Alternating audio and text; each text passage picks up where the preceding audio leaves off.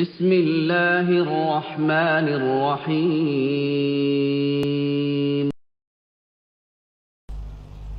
ரசூலுல்லாஹி ஸல்லல்லாஹு அலைஹி வஸல்லம் அந்த நபித்தோழர்களிடத்திலிருந்து நாம் எடுத்துக்கொள்ள வேண்டிய, அவர்களோடு வாழ்ந்த அந்த நபித்தோழர்களிடமிருந்து நாம் எடுத்துக்கொள்ள வேண்டிய பாடத்தில் மிக இன்றைய சமூகம் தன்னுடைய கவனத்தை செலுத்தி கேட்க வேண்டிய பாடம் இது.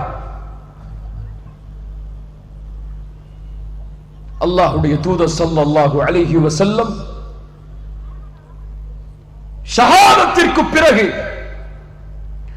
லா இலாஹ இல்லல்லாஹ்விற்கு பிறகு நபித்தோழர்களிடத்திலே விதைத்த மிக முக்கியமான ஈமானிய பண்பு உஹுவா,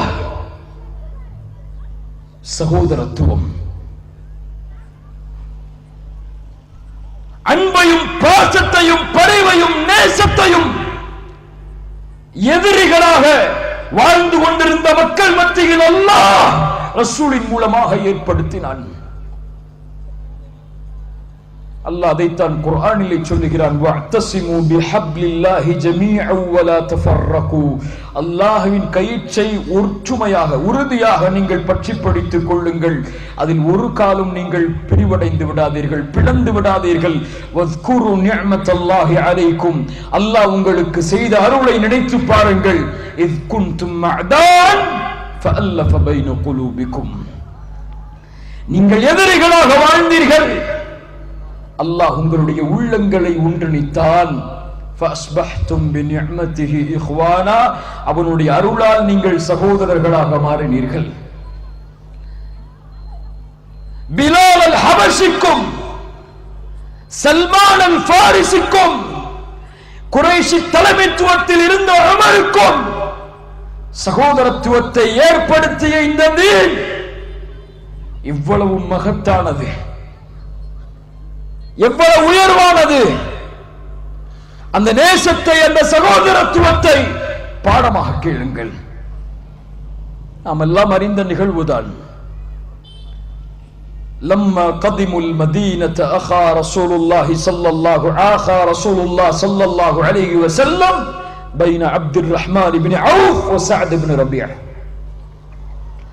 முஹாஜிர்கள் மதீனாவுக்கு ஹிஜ்ரத் செய்து வந்தவுடன் ரசூலுல்லாஹ் சஅத் இப்னு ரபீ அவர்களுக்கும் அப்துர் ரஹ்மான் இப்னு அவுஃப் அவர்களுக்கும் இடையில் சகோதரத்துவத்தை ஏற்படுத்துகிறார்கள். அப்துர் ரஹ்மான் இப்னு அவுஃபை பார்த்து சஅத் அவர்கள் சொன்னார்கள், அன்சாரி தோழர் சொன்னார்கள், அப்துர் ரஹ்மானே, ரசூலுல்லாஹ் உமக்கும் எமக்கும் இடையே சகோதரத்துவத்தை ஏற்படுத்தி விட்டார்கள். அப்படி என்றால் என் செல்வத்தின் பாதி பகுதியை உனக்கு தருகிறேன், வைத்துக்கொள். எனக்கு 2 மனைவி உண்டு, அந்த 2 மனைவியை நீ பார், அந்த 2 மனைவியில் எந்த பெண் உன்னை ஆச்சரியப்படுத்துகிறாளோ அந்த பெண்ணை நீ கூறு, நான் தலாக் சொல்லுகிறேன், இத்தாவுடைய காலம் முடிந்ததற்கு பிறகு திருமணம் முடித்துக்கொள். கற்பனையில் கூட உதிக்க முடியாது.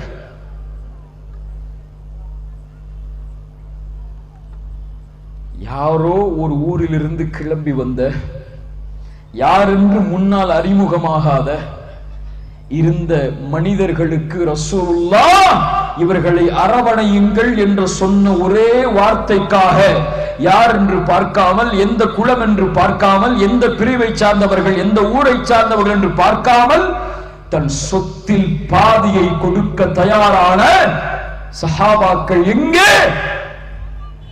அண்ணன் தம்பி சொத்து பிரச்சனைக்காக வக்கீல் மன்றங்களுக்கும் நீதிமன்றங்களுக்கும் ஏறி பகைமையும் வெறுப்பையும் சொன்ன குடும்பத்தின் மத்தியிலேயே ஏற்படுத்தக்கூடிய முஸ்லிம் குடும்பங்கள் எங்கே? அல்லாஹு அக்பர். அந்த நபித்தோழர்கள், அவர்களுக்கிடையே இருந்த அந்த சகோதரத்துவம், அந்த நெருக்கம் அளவிட முடியாது. அபூதர் அல் கிஃபாரி ரலியல்லாஹு அன்ஹு பிலால் அவர்களோடு ஒரு முறை பேசிக் கொண்டிருக்கும் பொழுது பிலாலை பார்த்து ஒரு முறை சொன்னார்கள், இப்ன சௌதா, கருப்பியின் மகனே என்று ஒரு முறை கோபத்திலே ஏசி விடுகிறார்கள்.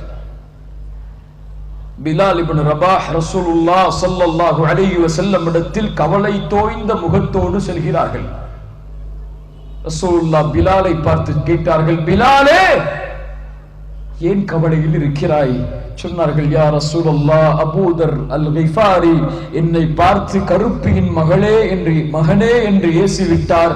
ரசூலுல்லாஹி ஸல்லல்லாஹு அலைஹி வஸல்லம் அவர்கள் அபூதர் அல்-கிஃபாரி வந்தவுடன் முகம் சிவந்தார்கள். சிவந்து சொன்னார்கள், அபூதரே, பிலாலின் தாயை குறித்து அவர்களிடத்திலே நீ பேசினாயா? நீ ஜாஹிலியத்தின் குணத்தை சுமந்து கொண்டிருக்கிறாய் அபூதரே. ஒரு கோபத்தால் சில வார்த்தைகளின் உச்சரிப்பால் அபூதர் அல்-கிஃபாரி கொஞ்சம் தவறு அந்த வார்த்தையை சொல்லிவிட்டார்கள். ரசூலுல்லாஹ் அதை தவறென்று கண்டித்தவுடன் பிலால் அவர்களுக்கு முன்னால் ஓடி சென்று அந்த மண்ணிலே தன்னுடைய முகத்தை படிய வைத்து சொன்னார்கள், யா பிலால், என் சகோதரரே, உன்னை ஏசிவிட்டேன். உன்னுடைய பாதத்தை என் கன்னத்தில் ஏறி மிதி, அதுதான் எனக்கு தகுதி என்று சொன்னார்கள்.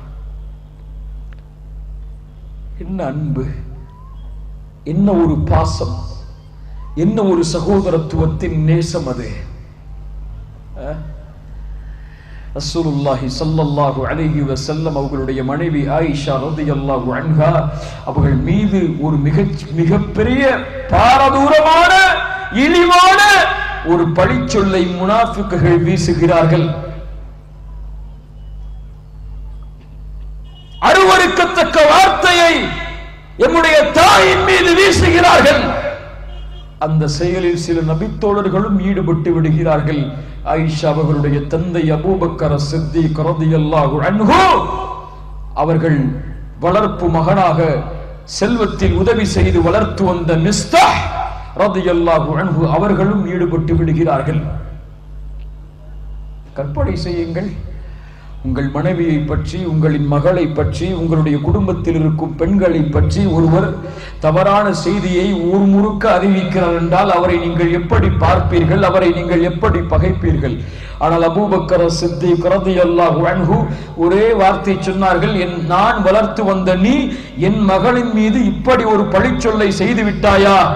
இனிமேல் உனக்கு கொடுத்து வந்த உதவியை நான் செய்ய மாட்டேன். அவ்வளவுதான். ஒரு சகோதரருக்கும் இன்னொரு சகோதரருக்கும் இடையே மனமுறிவு வருகிறது. ஒரு சாதாரண நிகழ்வாக இதை எடுத்துக் கொள்ளாதீர்கள். இந்த நிகழ்விலிருந்து நாம் எடுத்துக்கொள்ள வேண்டிய பாடம் மிக முக்கியம். ஒரு சகோதரருக்கும் இன்னொரு முஸ்லிம் சகோதரருக்கும் இடையில் பகைமை ஏற்படுகிறது. அல்லாஹ் ரப்புல் ஆலமீன் வசனம் இறக்குகிறான், வலா யஅதலி உலுல் ஃபத்லி மின்கும் வஸ்ஸஅதி அய்யுது உலில் குர்பா வல் மசாகீன் வல் முஹாஜிரீன ஃபீ சபீலில்லாஹ்.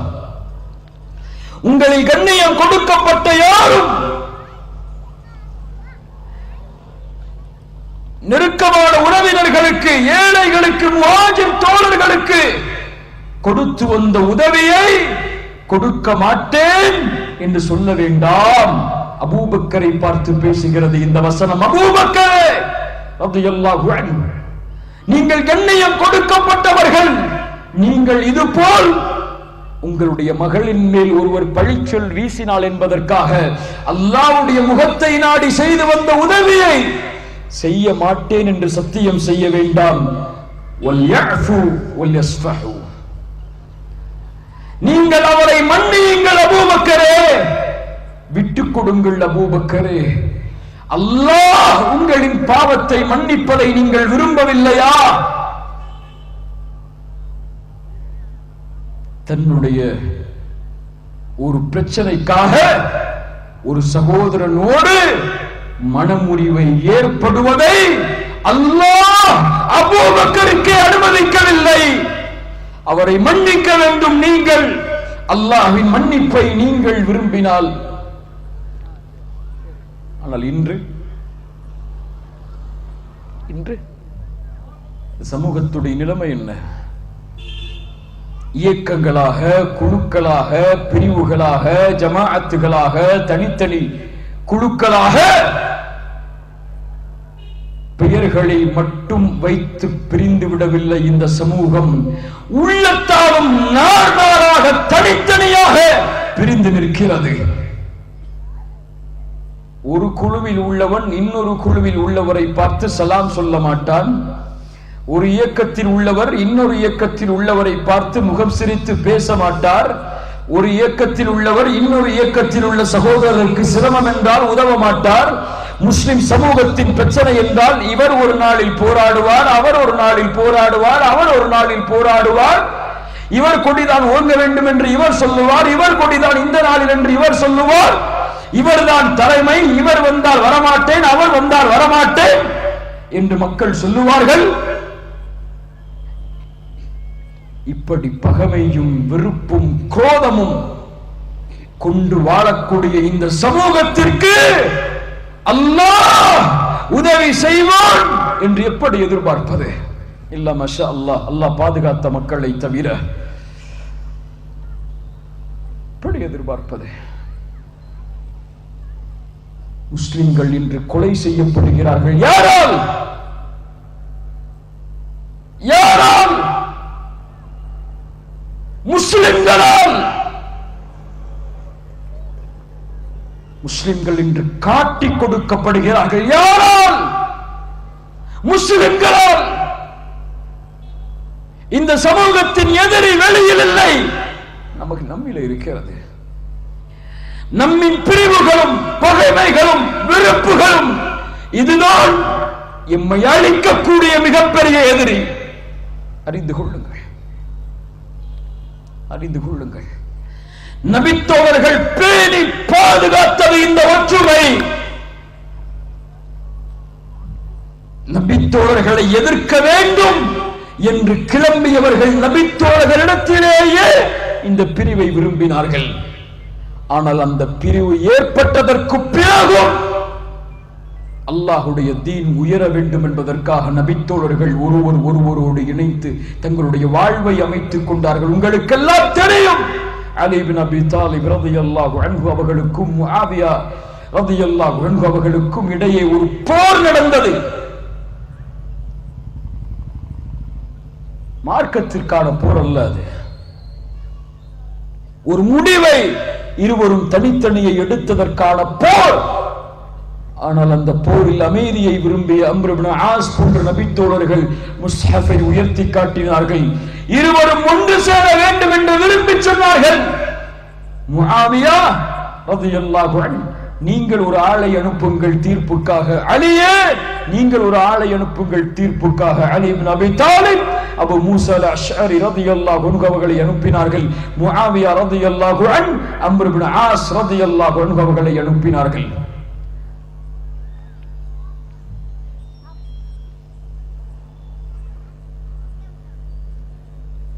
அனுப்பி அந்த இருவரும் சமாதான உடன்படிக்கையை செய்து இரண்டு பிரிவுகளாக பிளந்த முஸ்லிம் சமூகம், சமூகம் எதிரிகள் கையிலே அகப்பட்டு விடக் கூடாது, இந்த ஹவாரிஜிகளுடைய சிந்தனையில் இந்த சமூகம் சென்று விடக் கூடாது என்பதற்காக இந்த சமூகம் ஓரணியில் மீண்டும் வீரத்தோடு போராட தயாராகியது. எங்கே அந்த சமூகம்? எங்கே அந்த சகோதரத்துவம்? பதவி ஆசைக்காக, அரசியல் மோகத்துக்காக, என் தலைமையில் மக்கள் ஒன்று கூட வேண்டும் என்பதற்காக மட்டும்தான் இல்ல. மாஷா அல்லாஹ், அல்லாஹ் பாதுகாத்த சில மக்களை தவிர, சில குழுக்களை தவிர சமூகத்தில் பலர் தங்களுடைய வாழ்வில் மக்களை வழிகாட்டிக் கொண்டிருக்கிறார்கள். இறுதியாக ஒரே ஒரு சஹாபாக்களுடைய நிகழ்வை கூறி இந்த உரையை நான் முடிக்கிறேன். ஹாலித் பின் வலீத் ரலியல்லாஹு அன்ஹு, அபூ உபைதா ரலியல்லாஹு அன்ஹு, அபூபக்கர் அஸ்-சித்தீக் ரலியல்லாஹு அன்ஹு அவர்கள் ஆட்சி பொறுப்பை ஏற்கிறார்கள். அபூ உபைதா ஷாமுக்கு அனுப்பிய படையின் படை தளபதியாக இருக்கிறார்கள். அபூ உபைதாவிற்கு அபூபக்கர் அஸ்-சித்தீக் ரலியல்லாஹு அன்ஹு அவர்கள் கடிதம் எழுதுகிறார்கள். அபூ உபைதா, அல்லாஹ் உனக்கு அருள் செய்யட்டும், நீ உன்னை படைத்தளபதியாக ஆக்கிய இந்த போரில் உன்னிடத்தில் ஹாலித் இருந்தால் ரலியல்லாஹு அன்ஹு பொருத்தமாக இருக்கும் என்று நான் கருதுகிறேன். அவருடைய போரின் திறமையை கணக்கில் கொண்டு அதனால் உன் பதவியிலிருந்து நீ இறங்கி ஹாலிதை பதவியிலே ஆக்கி அந்த போரின் படைத்தளபதியாக ஹாலிதை ஆக்கிவிடு அபூ உபைதா. ஆனால் அறிந்து கொள், ஹாலிதை விட என் உள்ளத்திற்கு அபூ உபைதா நீதான் நெருக்கமானவன். அல்லாஹ் உனக்கும் எனக்கும் சலாமை தரட்டும். அபூபக்கரிடமிருந்து அபூ உபைதாவிற்கு எழுதப்படும் கடிதம். ஹாலித் பின் வலீதுக்கும் அதே கடிதம் கிடைக்கிறது. ஹாலித் பின் வலீத் அபூ உபைதாவிற்கு கடிதம் எழுதுகிறார்கள். இப்படி நான் வேறு நாட்டை நோக்கி சென்று கொண்டிருக்கும் பொழுது ஹலீஃபாவின் கடிதம் எனக்கு கிடைத்தது. அபூ உபைதா, நான் உங்களுடைய பொறுப்பில் வர வேண்டும் என்று அபூபக்கர் சித்திக் ஆசை கொண்டிருக்கிறார். ஆனால் எங்களை வழிநடத்துவதில் சிறந்தவராக நாம் உம்மைத்தான் பார்க்கிறோம். அபூ உபைதா, உமக்கு பின்னால் நின்று அந்த படையின் பின்னால் வர வேண்டும் என்றுதான் நான் விரும்புகிறேன். ஆனால் ஹலீஃபாவின் கட்டளையை ஏற்றுக்கொள்கிறேன். ஒருபோதும் உங்களுடைய ஆலோசனை இல்லாமல் இந்த போரில் எந்த முடிவும் எடுக்கப்படாது. அல்லாஹ் எனக்கும் உங்களுக்கும் சலாமை தரட்டும். ஹாலித் இப்னு வலீதிடமிருந்து அபூ உபைதாவிற்கு எழுதப்படும் கடிதம். உமர் அவர்களுடைய ஆட்சி வருகிறது.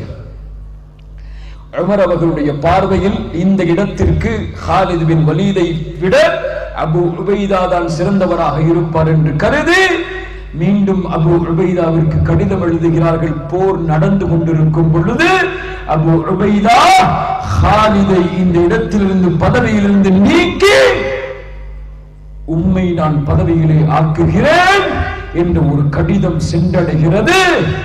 பதவிக்கு தான் வந்துவிட்டோம் என்பதை தெரிந்தும் அந்த கடிதத்தை அபூ உபைதா மறைத்து விடுகிறார். அந்த போர் முடிவடைந்ததற்கு பிறகு ஹாலித் பின் வலீதுக்கு அந்த செய்தி கிடைத்தது. அபூ உபைதாவிடத்திலே விரைந்து வந்து சொன்னார்கள், ஹலீஃபாவின் கடிதத்தை ஏன் என்னிடமிருந்து மறைத்தீர்கள்?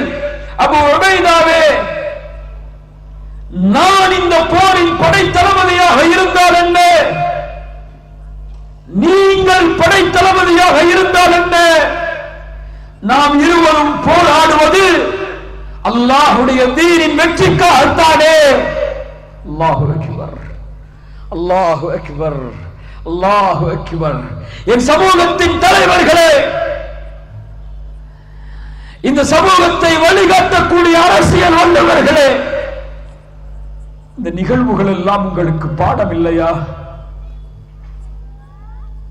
இழிவடைந்து நஷ்டமடைந்து நசுக்கப்படக்கூடிய, உரிமைகள் மறுக்கப்படக்கூடிய இந்த சமூகத்தை ஏன் ஓர் அணியில் நிறுத்துவதற்கு நீங்கள் வழி கொடுக்க மாட்டேன் என்கிறீர்கள்? இந்த சமூகத்தின் வெற்றிக்கு ஏன் நீங்களே தடையாக இருந்து இந்த சமூகத்தை உங்களுக்கு பின்னால் மட்டும் பின்தொடர்ந்து வர வேண்டும் என்று உங்களை பின்பற்றுபவர்களுக்கு நீங்கள் வழிகாட்டுகிறீர்கள்? யோசித்து பாருங்கள். யாரை குத்த சொல்லல, எந்த இயக்கத்தையும் சாடவில்லை, எந்த அரசியல் கட்சிகளையும் சாடவில்லை. எல்லோரும் அவரவர்களின் பணியை செய்யட்டும். ஆனால் இவர்களின் பிரிவுக்கும் இவர்களின் குரோதத்திற்கும் இவர்கள் பிணிந்து நிற்பதற்கும் காரணம் கொள்கை என்று யாராவது சொன்னால் அது பொய். பொய். இந்த சமூகம் பிரிந்து நிற்பதற்கு ஒரே ஒரு காரணம் தலைமைத்துவம், பகைமை. என்னை எதிர்த்து விட்டான், எனக்கு எதிராக பேசிவிட்டான், என் தலைவரை சாடிவிட்டான், எனக்கு இவன் கட்டுப்படவில்லை, என் உரிமையை பறித்து விட்டான், என்னிடத்திற்கு வர வேண்டும் இவன் என்று இவன் ஆசைப்பட்டு விட்டான் என்ற இது போன்ற அற்ப துளிகளுடைய பேச்சுகளை தவிர எதுவும் கிடையாது. உங்களுக்கே தெரியும். அவர் பிரிந்தால் அவருக்கு பின்னால் ஒரு கூட்டம், இவர் பிரிந்தால் இவருக்கு பின்னால் ஒரு கூட்டம், அவர் பிரிந்தால் அது ஒரு பெயரிலை கட்சி, இவர் பிரிந்தால் இவருக்கு பின்னால் ஒரு கட்சி, இவருக்கு ஒரு கொடி, அவருக்கு ஒரு கொடி, அவருக்கு ஒரு கொடி. இதுவெல்லாம் தவறில்லை. பெயர்களை வைத்துக் கொண்டு பல கொடிகளை வைத்துக் கொண்டு நீங்கள் பயணிப்பதை எல்லாம் யாரும் தடை செய்யவில்லை. உங்கள் நோக்கத்தில், உங்கள் கொள்கையில், உங்கள் வழிகாட்டலில் உங்களுடைய குழுவை நீங்கள் அழைத்து செல்லலாம். ஆனால் உங்களுடைய குழு முஸ்லிம் சமூகத்தை எதிர்த்தால், முஸ்லிம் சமூகம் பிளவுபட தோல்விபட காரணமானால் மீண்டும் உங்களை பரிசோதனை செய்து கொள்ளுங்கள். இந்த முஸ்லிம் சமூகத்தின் வெற்றிக்காக நீங்கள் உழைக்கிறீர்களா, அல்லது இந்த முஸ்லிம் சமூகத்தை மேலும் தோல்வியில் தள்ளுவதற்காக இந்த அப்பாவி மக்களை மேலும் மேலும் இழிவின் பாதைக்கு செல்லுவதற்காக நீங்கள் தடுக்கிறீர்களா என்று நீங்கள் உங்களையே கேட்டுக்கொள்ளுங்கள். உங்களுக்கு அறிவுரை சொல்லும் அளவிற்கு எனக்கு வயதின் தகுதியோ உங்களின் மதிப்போ எனக்கு கிடையாது. ஆனால் குர்ஆன் சுன்னாவின் அறிவுரைகளை உங்களுக்கு முன்னால் ஆக்குகிறேன். நீங்கள் சிந்தித்து, நீங்கள் முடிவெடுத்து, நீங்கள் இந்த சமூகம் ஒன்றுபட வேண்டுமா இல்லையா என்று முடிவெடுத்துக் கொள்ளுங்கள். கொள்கையில் நீங்கள் பிரிந்திருந்தால் கூட ஒருவரை நீங்கள் தௌஹீதில், ஒருவரை ஷிர்கில், ஒருவரை பித்அத்தில், ஒருவரை சுன்னாவில் நீங்கள் மாறி மாறி கருதினாலும் கூட இருவரும் ஒருவருக்கிடையில் அன்போடும் பாசத்தோடும் பரிவோடும் எந்த பகைமையும் இல்லாமல் தனக்கு தெரிந்த சத்தியத்தை அவர் கண்ணியத்தோடு அவருக்கு சொல்ல வேண்டும், அவருக்கு தெரிந்த சத்தியத்தை அவர் கண்ணியத்தோடு இவருக்கு சொல்ல வேண்டும். இவர் சுன்னா என்று கருதக்கூடிய விஷயத்தை, பித்அத் என்று கருதக்கூடிய விஷயத்தை கண்ணியத்தோடு மதிப்போடு அவர் நேர்வழி அவருக்கு கிடைக்க வேண்டும் என்ற எண்ணத்தோடு அவருக்கு எடுத்து வைக்க வேண்டுமே தவிர இதனாலும் பகமை கொண்டு வெறுப்படைந்து இரக்கம் இல்லாமல் ஒரு குரோத மனப்பான்மையோடு தனித்தனி குழுக்களாக எதிர்த்து கொண்டிருந்தால் இதுவும் இழிவின் பாதைக்கு தான் நம்மை அழைத்து செல்லும். ஒரே ஒரு வசனத்தை கூறி முடிக்கிறேன். மூசா ஹாரூனை பார்த்து அல்லாஹ் சொன்னான், இத்ஹபா இலா ஃபிர்அவுன் இன்னஹு தகா, நீங்கள் இருவரும் ஃபிர்அவுனிடத்திலே செல்லுங்கள், அவன் வரம்பு மீறியவன், அவனிடத்திலே நீங்கள் சத்தியத்தை எடுத்து வையுங்கள். எப்படி? வெறுப்போடா, சாடலோடா, அவர்கள் நிராகரிக்கும் போக்கிலா, அவர்களை எதிர்த்தா? ஃபிரௌனிடத்திலே மூசாவை பேசுங்கள், ஹாரூனை பேசுங்கள். ஃபகூலா லஹு கௌலல் லையினா, மென்மையான வார்த்தையோடு ஃபிரௌனிடத்திலே பேசுங்கள்.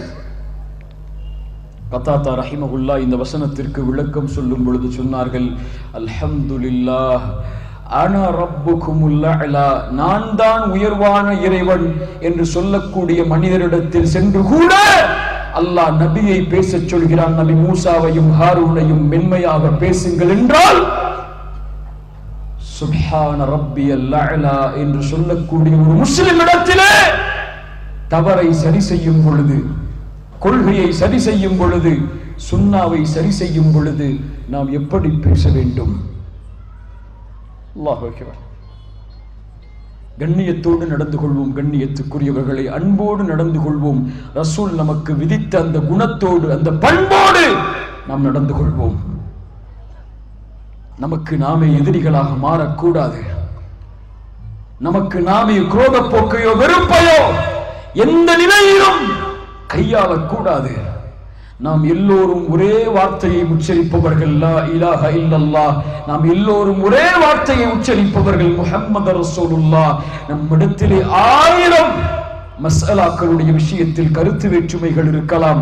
அதையெல்லாம் நாம் உட்கார்ந்து அன்போடும் பாசத்தோடும் பரிவோடும் நேர்வழி நமக்கு கிடைக்க வேண்டும் என்ற எண்ணத்தோடு பேசி தீர்த்துக் கொள்ளலாம். ஆனால் இதுவெல்லாம் நம் சமூகம் பிரிவதற்கும், ஓரணியில் நிற்பதற்கும், பொதுவான விஷயங்களுக்கு கை கொடுப்பதற்கும், சமூகத்திலே வரக்கூடிய பிரச்சனைகளுக்கு எதிராக நிற்பதற்கும் தடையாக இருக்கக்கூடாது என்பதைத்தான் நபித்தோழர்களுடைய வாழ்க்கை எமக்கு பாடமாக தருகிறது. அல்லாஹ் ரப்புல் ஆலமீன் இந்த உரையிலிருந்து படிப்பினை பெறக்கூடிய மக்களாக அல்லாஹ் என்னையும் உங்களையும் ஆக்குவானாக.